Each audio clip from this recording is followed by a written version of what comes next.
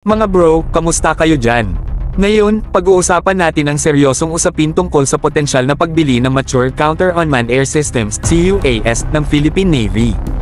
Alam ko, baka isipin ng iba, bakit natin kailangan yan?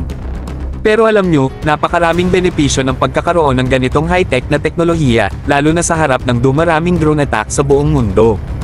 Una sa lahat, ang pagkakaroon ng mature CUAS sa arsenal ng Philippine Navy ay magpapalakas ng ating kakayahan sa depensa. Sa kakayahan nitong madaling ilabas, maaari nating epektibong labanan ang banta ng Group 5 UAS, na sila ang pinakamalalaking at pinakamatitindi na unmanned aircraft. Hindi lang yun, ang potensyal na kakayahan nito laban sa subsonic cruise missiles, manned aircraft, at wing smart bombs ay magpapalakas palalo ng ating pambansang seguridad.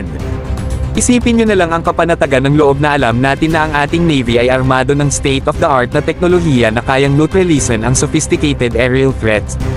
Hindi lang ito magiging hadlang sa mga posibleng mananakop kundi magbibigay rin ng kumpiyansa sa ating mga mamamayan na ang kanilang kaligtasan at seguridad ay prioridad. Bukod dito, ang pagbili ng mature CUAS ay tiyak na magpapataas sa status ng Philippine Navy sa pandaigdigang entablado.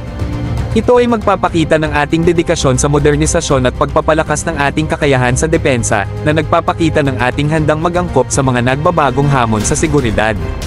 Kaya, ang potensyal na pagbili ng mature CUAS ng Philippine Navy ay hindi lamang isang estratehikong hakbang, kundi isang kinakailangang hakbang sa kasalukuyang masalimuot at hindi maarap na panggeopolitikal na kalakaran.